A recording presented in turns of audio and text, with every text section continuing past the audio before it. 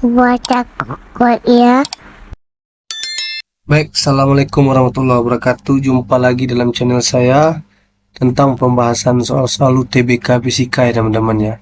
Ini kita lihat soal tahun 2000-an, namanya itu aja masih UMPTN gitu teman-teman. Kita langsung aja ya. Kita tidak lama-lama, kita cek. Balok bermasa M1 sama dengan 2 kg dan M2 4 kg bergerak saling mendekati. Ini saling mendekati ya teman-teman. Kita gambarkan dulu ya. Ini ada lintasannya. Balok satu bergerak ke kanan berarti ya kalau berlawanan, lagi bergerak ke kiri. Massa balok pertama itu katanya 2 kg dan massa balok kedua itu 4 kg.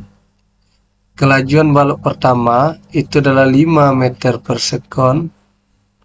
Kelajuan balok yang kedua itu 10 meter per sekon. Kedua balok saling bertumbukan. Nah, ini balok 1, balok 2. Pertumbukan ya teman-teman ya. Ada beberapa pernyataan nih, maka katanya 1, 2, 3, 4. Yang pertama itu momentum linear system adalah 30 kg meter per sekon. Nah, ini harus kita buktikan ya. Mungkin kita buktikan dulu. Yang pertama, katanya momentum linear adalah 30 kg meter per sekon. Ingat, kalau benda yang bertumbukan, maka yang berlaku adalah hukum kekekalan momentum. Momentum awal itu sama dengan momentum akhir. Nah, di sini momentum linear system, berarti ini kan belum bertumbukan teman-teman. Maka untuk pernyataan satu kita pakai aja P awal ya teman-teman ya. Dimana P awal itu ada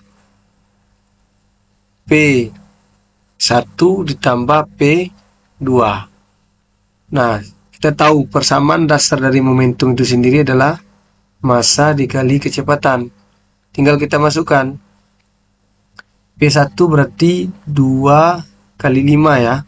Karena massanya 2, kecepatannya 5. Nah, ini tanda tambah ya, tetap tambah. Cuma di sini bedanya teman-teman, karena momentum itu adalah besaran vektor, maka arah itu berpengaruh ya. P2 berarti 4 dikali minus 10. Kenapa minus? Nah, ya, kenapa minus? Karena arahnya yang berlawanan. Maka 10 ditambah minus 40. Nah teman-teman, didapatlah P akhirnya itu minus ya 30 teman-teman. Ya, didapatkan P akhirnya itulah minus 30 kg meter per sekon. Tanda minus ini menunjukkan arah benda. Maka pernyataan pertama dianggap benar. Gitu ya teman-teman ya. Kemudian pernyataan yang kedua. Di sini dibilang momentum linear balok kedua itu juga 30 kg meter per sekon jika. Nah, ada jikanya ya. Jika kelajuan balok pertama menjadi 0. Nah, kembali lagi ya. Di sini kita tahu jika kelajuan balok pertama berarti V1 aksen. Karena dia kenapa kita pakai aksen? Di sini ada kata-kata menjadi. Berarti ini prosesnya setelah bertumbukan. Maka ini V1 aksennya dianggap 0. Nah, di pernyataan yang kedua teman-teman, kita tetap berangkat dari kekekalan momentum ya, dimana P akhir itu sama dengan P awal itu sama dengan P akhir. P awal tadi udah dapat, P sistem kita adalah minus 30 kg meter per sekon. Di sini P akhir berarti ini P1 aksen ditambah P2 aksen. Nah, di sini yang 0 adalah V1 aksen ya, kecepatan awal. Kecepatan balok pertama setelah tumbukan itu 0. Berarti kalau ini 0, maka 30 kilogram meter per sekon. Ini kan massa kali kecepatan. Nah, kalau massanya 0 maka di 0 ditambah P2 aksen. Sehingga didapatkan P2 aksen itu sama dengan minus 30 kilogram meter per sekon, teman-teman. Ingat, minus itu menunjukkan arah balok ya atau bendanya. Maka pernyataan yang kedua itu dianggap benar. Benar ya teman-teman ya. Kita lanjut.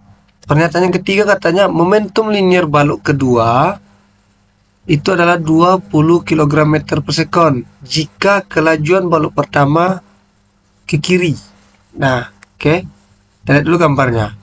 Berarti kalau tadi ini positif ya, kita anggap ya ke kiri adalah negatif.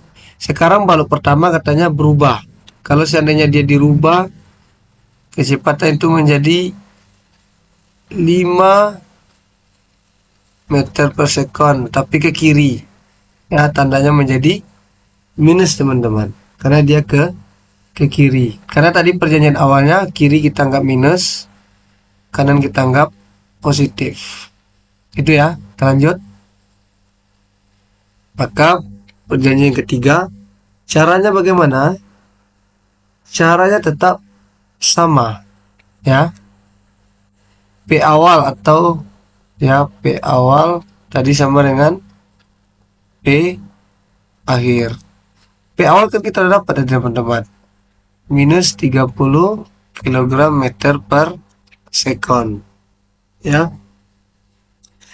Tadi yang ditanya adalah momentum linear balok kedua ya, setelah balok pertama menjadi 5 meter per sekon ke kiri. Berarti ini kan setelah tumbuhkan lagi kejadiannya teman-teman.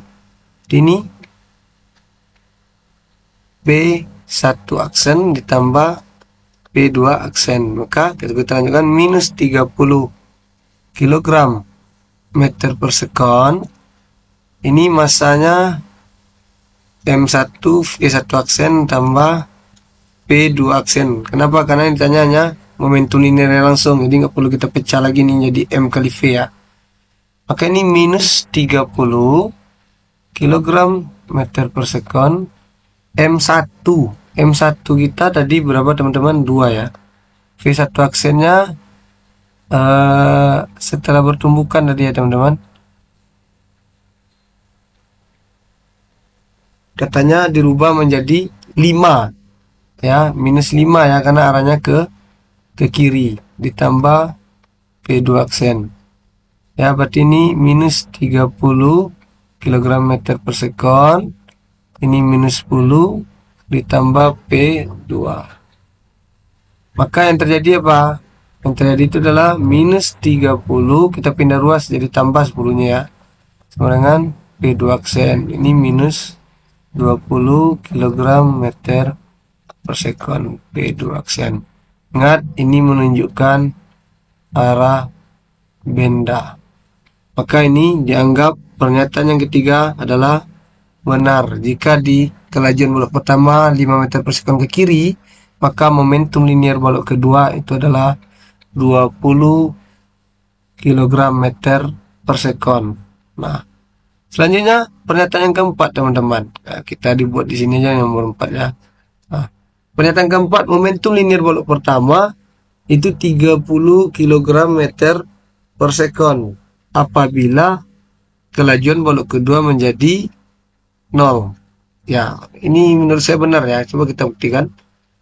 P awal, P akhir. Nah, saya rapikan lagi ya tulisannya biar nampak. P awal ya sama dengan